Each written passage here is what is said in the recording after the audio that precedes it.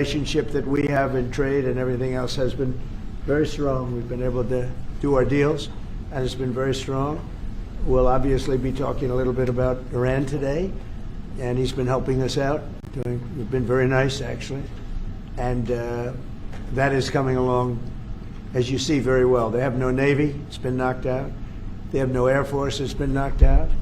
They have no air detection. That's been knocked out. Their radar has been knocked out. And just about everything's been knocked out.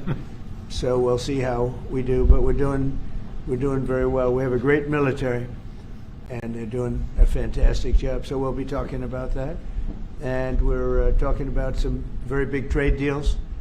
And those I know will work out too. So I just want to say it's a great honor to have you at the Oval Office. The beautiful Oval Office, beautiful White House. It's a special place, even from your standpoint. And you have some very special places too. And I look forward to being with you. Thank you very much. Thank you. Thank you, Mr. President, for having me here in this Oval Office for the third time now. Yeah. Really happy to have the opportunity to speak with you in these challenging times. We are on the same page in terms of getting this terrible regime in Tehran away, and we will talk about the day after, what will happen then if they are out.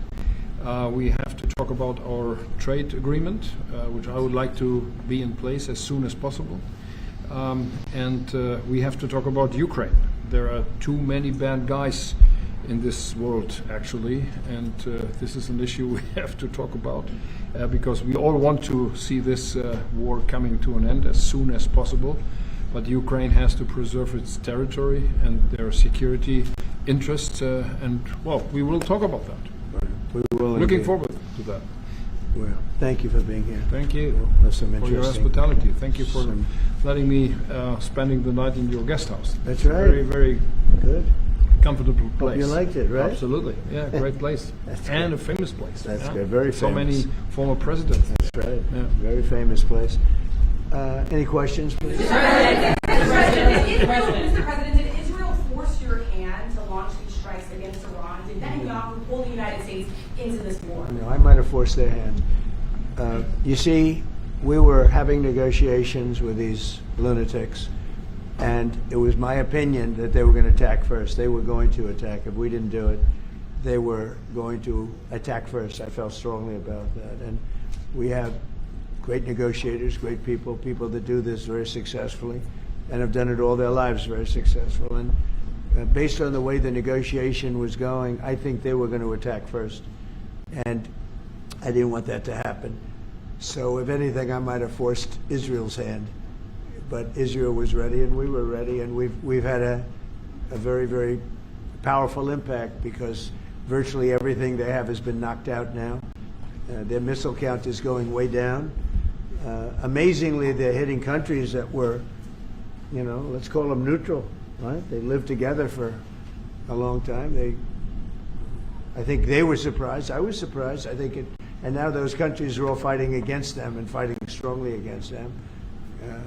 Someday they'll write a story and they'll say why they did that, but they hit countries that had nothing to do with what's going on. They were sort of leaving everything alone. All of a sudden they had missiles shot in, which shows you the level of evil that we're dealing with. They'll hit people that were actually at least somewhat friendly, and they had no problems with it. Also hitting only civilian places, hotels and apartment buildings, and we're hitting them where it is much more appropriate. We're hitting them very hard. And the big scale hitting goes now. They no longer have air protection.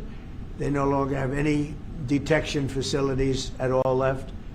And so they're gonna be in for a lot of hurt. These are bad people. These are people that killed. I guess it's 35,000. It's coming out 35,000 over the last 3 weeks. Protesters, 35,000 violently killed. So these are bad people. And the leader of the pack is gone. And as you know, 49 people were taken out in the first hit. And I guess there was another hit today on the new leadership. And it looks like that was pretty substantial also. so they're getting hit very hard, and we'll see what happens. A lot of people are coming forward. A lot of the people you would least suspect want to quit. They want to have immunity. They're asking for immunity, and probably at some point they'll be dropping, as you would say, laying down their guns. We'll see what happens. In the meantime, we're just continuing to go forward. Our military is the #1 in the world by far, and we are. Everything's big in my book. Venezuela was big. This is big. The original hit, Midnight Hammer, was big. Everything you view is big, but it's not considered very big by some standards, by some of our standards. We have a military like no other military that's ever been built. So with that, Mr. President, what's the worst case scenario that you have planned for in Iran?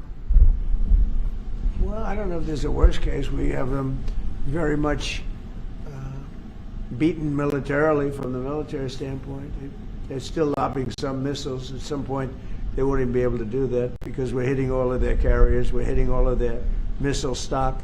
You know, they built up all these missiles over the last few years. They had a lot of them. They've shot a lot of them, and we're knocking out a lot. I guess the worst case would be we do this, and then somebody takes over who's as bad as the previous person, right? That could happen. We don't want that to happen. That would probably be the worst. You go through this, and then in 5 years you realize you put somebody in who was no better. So I'd like to see somebody in there that's going to bring it back for the people. And we'll see what happens with the people. You know, they have their chance. And we've said, don't do it yet. If you're going to go out and protest, don't do it yet. It's very dangerous out there. A lot of bombs are being dropped. But I would say that would be about the worst. Do you have someone in mind right now? Because you said all the people you did have in mind have been taken out. What do you think? Well, most of the exile people we had in conference? mind are dead. So, you know, we had some in mind from that group that is dead. And now we have another group. They may be dead also, based on reports. So I guess you have a third wave coming in. Pretty soon we're not going to know anybody. But we have, I mean, Venezuela was so incredible because we did the attack and we kept government totally intact.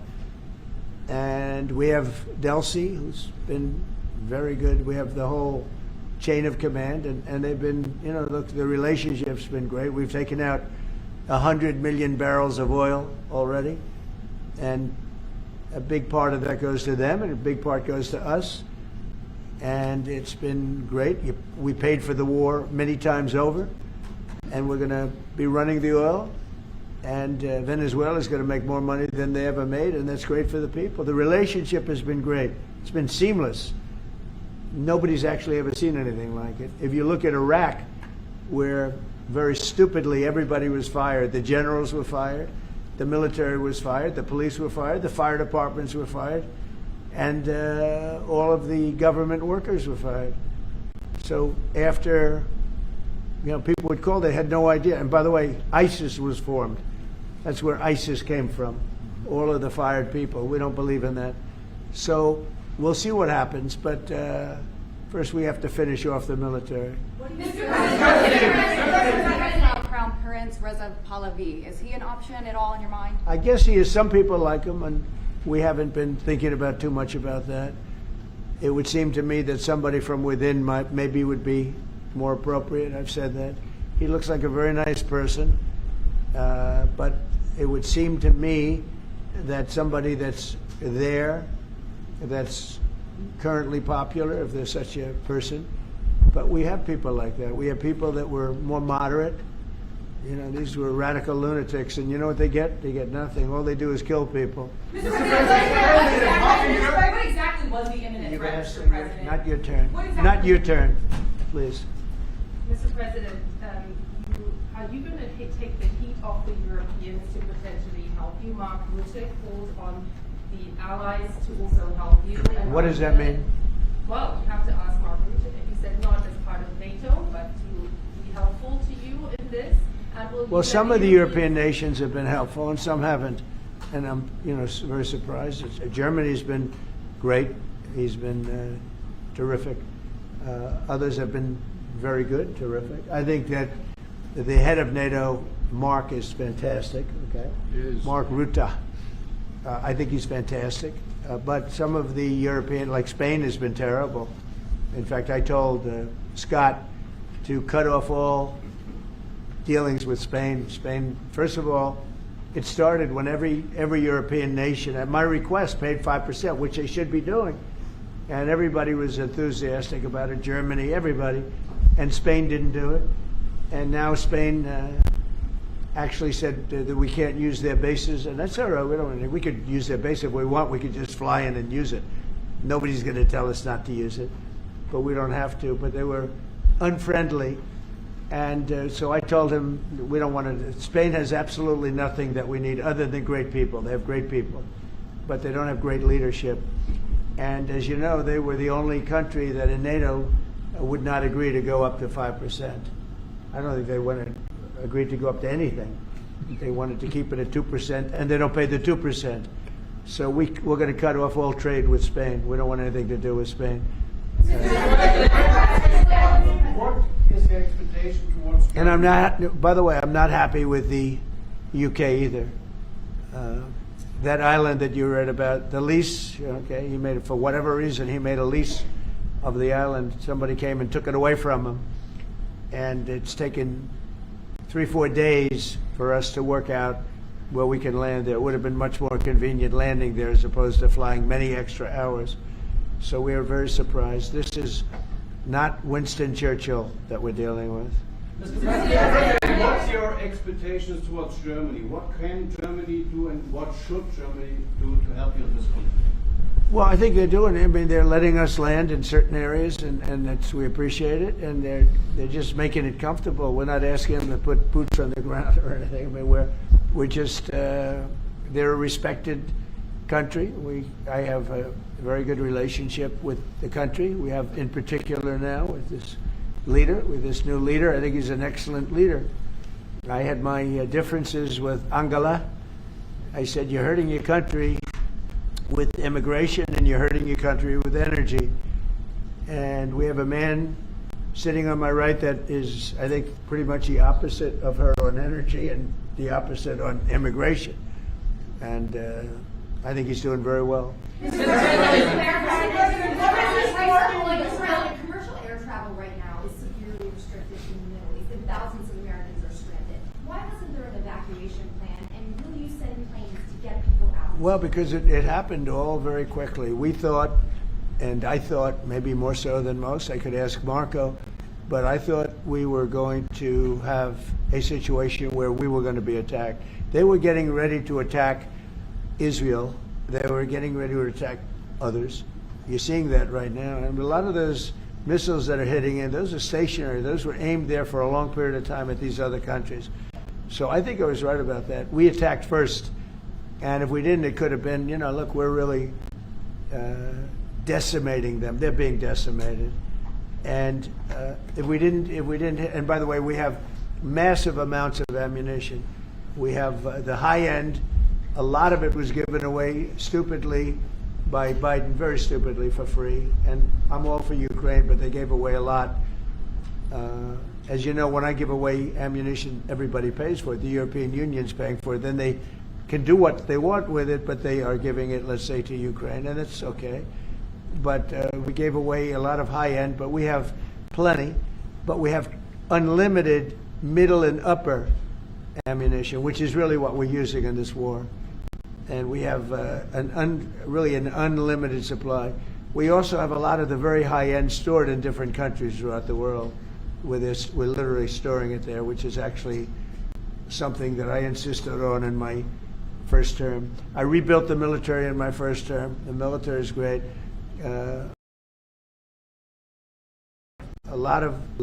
Unbelievable amount of ammunition, or munitions, as they say, we're given away to, the Wall Street Journal incorrectly covered the story when they said that it was given away to the Middle East. Not to the Middle East, it was given away to Ukraine. Very little was given to the Middle East. The Middle East would buy a lot, and some of the nations, because they're rich, they have a lot, but it was given away to Ukraine.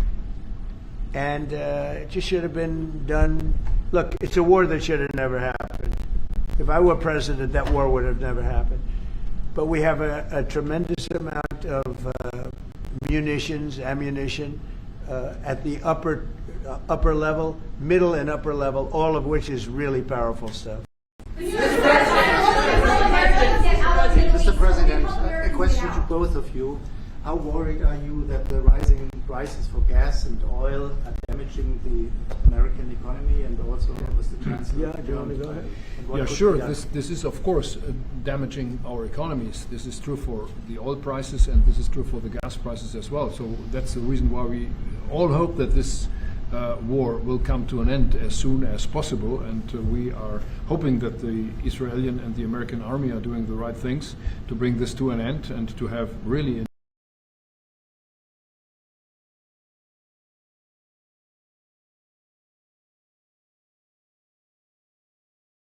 government in place who is coming back to peace and freedom. Yeah. Something had to be done. And it's been 47 years. They've been killing people all over the world for a long time. They were the kings and fathers of the roadside bomb. Soleimani, we killed him last term. If we didn't, I think it might be a different story today. They would have been much stronger and smarter than they are. But they did the roadside bombs. 95% of the people lost their legs, arms, had their face wiped out, just wiped out. I've seen some young people that it's so sad to watch. And that was almost all, 95% comes from Iran and was Soleimani. Soleimani loved it, his favorite weapon. He loved the roadside bomb. And when you see people walking around with no legs and no arms and a face that's been blown to hell, these people, what they have to go and the way they have to live, this is Iran. When you look at the barracks, the famous barracks, when you look at the hostages, when you look at a lot of hostages, when you look at all of the problems, they were really a purveyor of terror all over the world for many, many years. And it's something that had to be done, something. And I believe that if we didn't, because I see where Congress, you know, if I didn't do this, guys like Schumer, who are losers, the Democrats, they're losers. That's why they're not here. Guys like Schumer would say, well, you should have done this. In other words, if I did it, it's no good. If I didn't do it, they would have said the opposite, that you should have done this. But most people feel, I'll tell you what, I have never had more compliments on something I did. People felt it's something that had to be done. So if we have a little high oil prices for a little while, but as soon as this ends, those prices are going to drop, I believe, lower than even before. Could Mr. something President, just clarify on what exactly the Go ahead, please. Mr. President. Yes. How do you want to solve the conflict on tariffs between the EU and the US? And this was Between who? The conflict on tariffs between the EU and the US. How do you want to solve And U.S. and who? EU, European Oh. Union. Union. How do you want to solve Well, That should also go to we won on tariffs, actually. Somebody said you actually won the case. We won on tariffs. We had a decision that was wrong. It was a very bad decision from certain standpoints. From other standpoints, a very powerful decision because it reaffirmed all the fact that we have all these various forms of tariffs that we felt right, but it totally reaffirmed it. It said you can use all of these tariffs. So we have all these vast menus of tariffs. And tariffs have made our country very rich. We have to charge tariffs to nations who play with their money. You know, they move their money up and down like a yo-yo. We have to take care of nations that have been good to us and fair to us, and we're going to take care of them. Other nations, they haven't, and we haven't let them take advantage of us. But the whole thing with tariffs is we had a decision that, like, as an example, we have a license situation, and the license is something that allows us to immediately stop all business with, nobody even knew we had this power, but we do now because of the decision. We have the right to stop all business having to do with a certain country. If a certain country is not treating us well, the president, without going to Congress, has the right to stop. Sort of interesting. I have the right to stop, but under that one law, I didn't have the right to charge them. So I have the right to license them, but I don't have the right to charge, which is frankly ridiculous. but the right was given to us by the Supreme Court. And we have the right, as an example, we talked about Spain. I could tomorrow stop, or today, even better, stop everything having to do with Spain. All business having to do with Spain. I have the right to stop it. Embargoes, do anything I want with it. And we may do that with Spain. What do you think? Well, sir, I think we're going to talk about it with you. I know that you have a strong power. The Supreme Court clarified. We know you can use it, and if you need to use it to assure national and economic security, we'll do it. Scott, do you have an opinion? Sir, I agree. The Supreme Court reaffirmed your ability to implement an embargo, and as we've talked, from your first term, the Section 301s and the 232s have withheld more than 4,000 lawsuits, and USTR and Commerce are going to begin investigations, and we'll move forward with those. And we've instituted a 15% tariff on everybody, as you know, and just used. I'll tell you, we had a couple of paragraphs written in that opinion that were really incredible. Justice Kavanaugh wrote a fantastic dissent, but in his dissent he said what we should do, and we knew that too. We just wanted to simplify it, and for some reason, I think, very, very foolishly, the courts decided no, but they said you can do it many other ways, and that's what we're doing. And what we've done is we've gone to a very simple, straight 15% tariff. We've taken in hundreds of billions of dollars in our country because of tariffs. So we've taken in all of this money, hundreds of billions of dollars, and honestly, it's made us very rich as a country. Right? So it's been doing good. When will you have the full plan implemented? We have a 5-month period, up to 5 months, where we can go at 15%. And while we're doing that, as you know, we're doing the various studies and things, and we'll be coming out with different tariffs on different countries. You want to talk about that first? Yes, sir. By the time the 5-month period has elapsed, we'll have completed investigations under Section 301, which Secretary Besson talked about. We know there are countries out there with deals who are very interested in keeping the deals. We need to go through and investigate all these unfair trading practices, the kinds of things you talked about, and make sure that we're protecting U.S. economic security. We know there are countries. How are we going to treat Germany? Well, I think you should hit them very, very hard. You knew he was right there when you said that. They have expressed an interest. Germany's been quite constructive in wanting to move forward and be helpful. The rest of you will talk to them as well.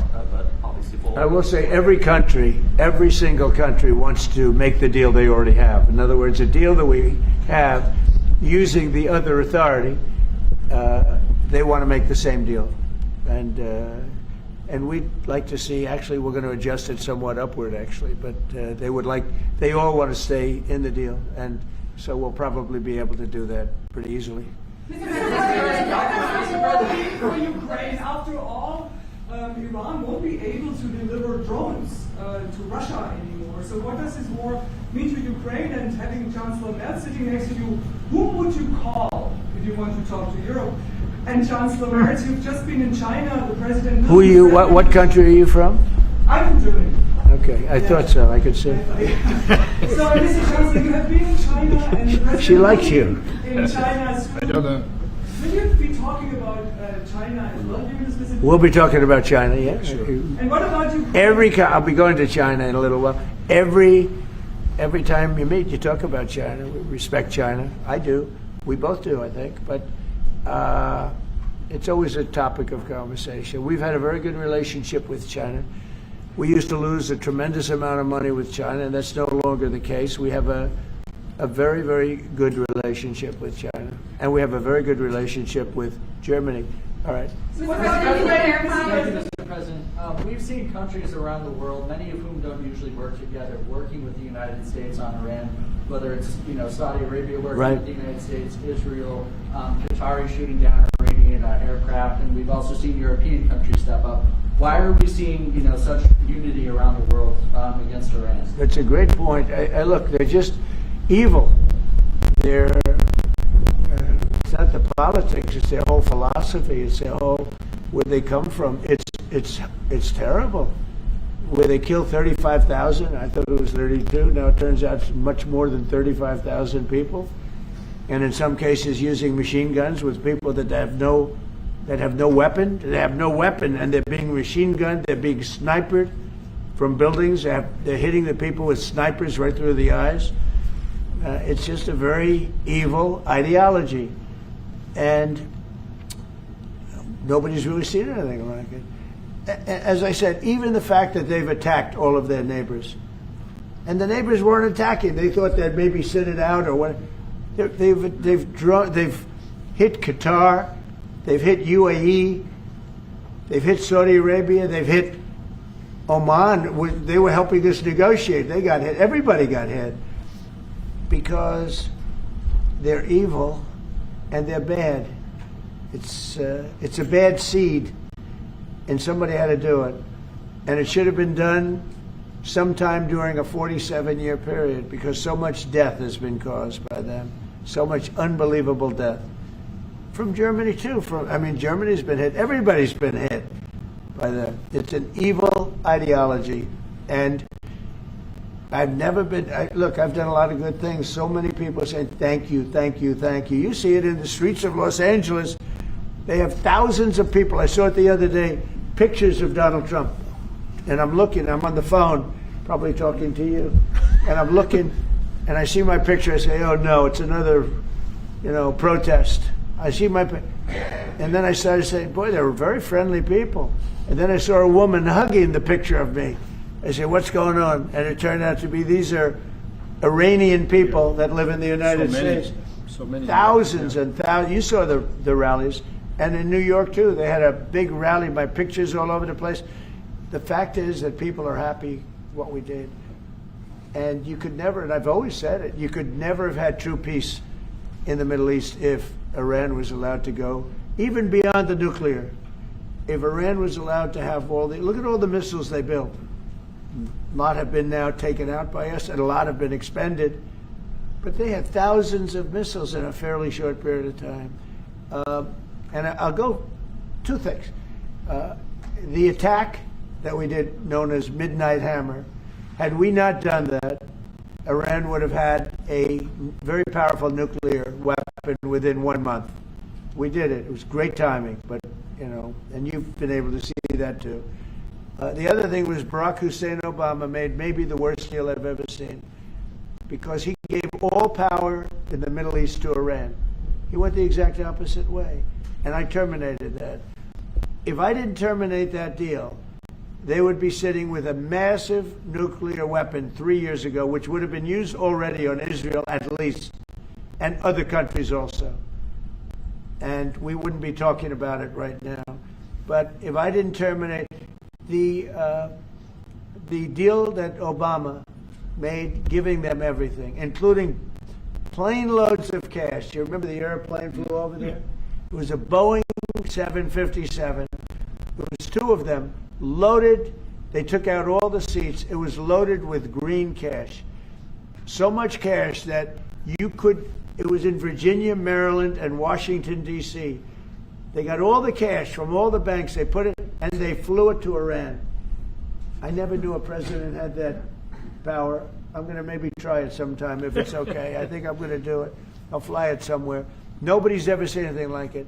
2 planes loaded from floor to ceiling, big planes, Boeing 757s, taken over there and given cash. In addition to that, he was giving them billions of dollars, but worse, he was giving them the right to have the path to a nuclear weapon. And that deal expired. A lot of people said, oh, you terminated it. Well, it was going to be terminated anyway because it expired.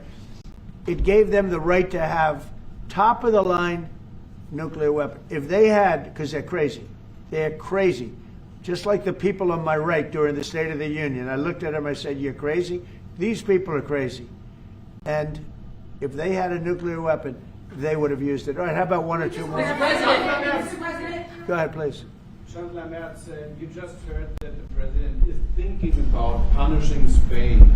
What are your thoughts spontaneously on this, and what can you do to, Well, The answer on that is quite simple. We are trying to convince Spain to catch up with the 3% or 3.5%, which we agreed on in NATO. Spain has been very, very uncooperative, and so has UK.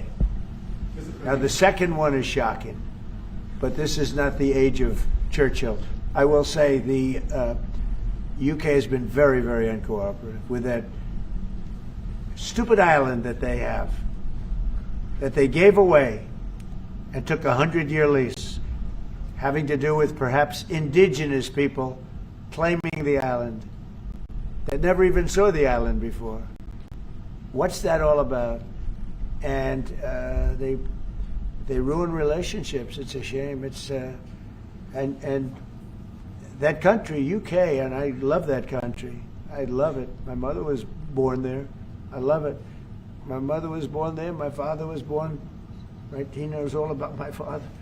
My father was born there. So, you know, very places that you sort of automatically very feel warmly about. But the UK, what they're doing with energy and what they're doing with immigration is horrible. You have the North Sea. Somebody said yesterday, what would you do if you were the UK?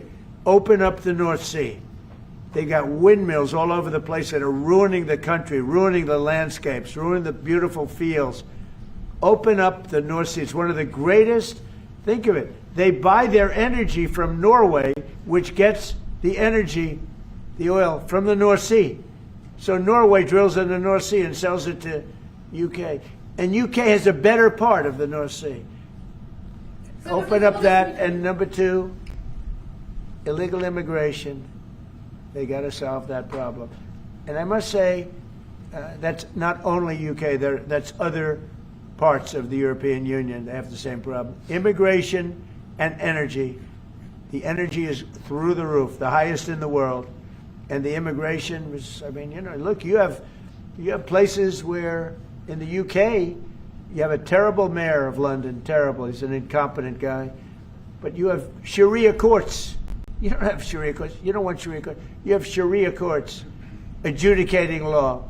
So it's very simple. Immigration, very importantly, immigration and energy. And you bring it back. Otherwise, you're not going to bring it back. Okay. One more. Go ahead. I have a question for the Chancellor. Yes, please. To the Chancellor, Chancellor Merz. Yeah. You've called for unity and joint force in this moment against Iran. What does that look like to you? And then, Mr. President, where is getting a deal with Russia and Ukraine on your priority list right now?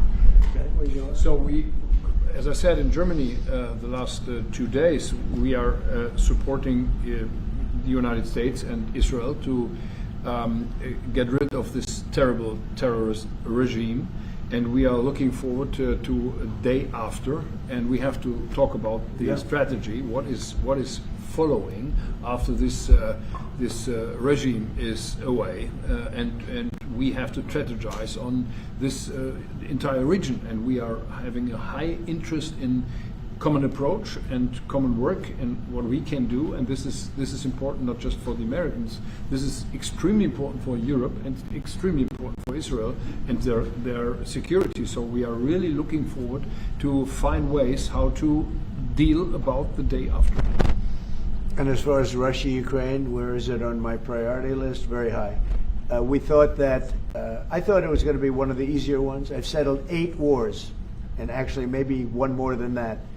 But minimum 8 wars, big ones, potential India, Pakistan, big wars, very important, big ones. I thought this was going to be much easier than it is. There's tremendous hatred between President Putin and President Zelensky, tremendous hatred. I've seen a lot of hatred in my life, but I think this is about top scale. I believe it's going to happen. Sometimes I blame one, sometimes I blame the other. I think it's going to happen, but it's high on my list. Not in that it affects the United States so much, because it's very far away, but last week, I just see last week, and for the last 4 weeks actually, 32,000 soldiers died. 32,000. And it's been averaging 25 to 30,000 soldiers a month have been dying in that stupid war. and I'd love to see it ended. It's the worst that there has been since World War II. If you can't get a deal, what will that mean for you? All you can do is do your best. You know, it takes two to tango, and they have to get along. They have to be able to talk to each other. They hate each other a lot. That has an impact. You know, it really has an impact. It's bad for both. The saddest is that if the election weren't rigged, my election, that war would have never taken place. And you know what else wouldn't have taken place? Allowing 25 million people to pour through an open border, that wouldn't have taken place. A lot of things would have been different. But we're doing very well, and I think a big factor in this world and future factor is what we're doing right now with Iran. If we don't stop them, or if we didn't stop them, or if we didn't start, they've been decimated. But if we didn't do what we're doing right now, you would have had a nuclear war, and they would have taken out many countries, because you know what? They're sick people. They're mentally ill, sick people. They're angry. They're crazy. They're sick. Thank you very much. Thank you very much, everyone. Thank you. Thank you very much.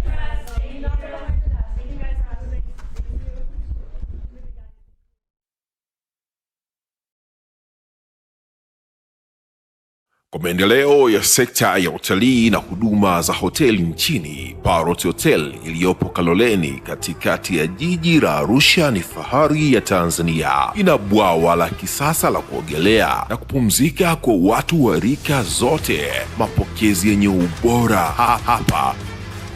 Utapata kahawa safi na vinywaji baridi vya kila aina. Lifti za kisasa za kupeleka kwenye floor 13 zenye vyumba zaidi ya 100. Vyumba vya kulala vyenye mazingira salama na tulivu, vyenye joto la upendo na baridi ya starehe. Kumbi za mikutano zenye vifaa vya kisasa, mazungumzo ya kitaifa na kimataifa. Sehemu nadhifu ya chakula yenye kuleta hamu, vyakula vyenye viwango vya ubora wa afya. Baada ya uchovu wa kutwa nzima, kuna baa ya kipekee kwa jioni yako ya kukumbukwa. Karibu Parrot Hotel kuonja ladha mpya ya maisha.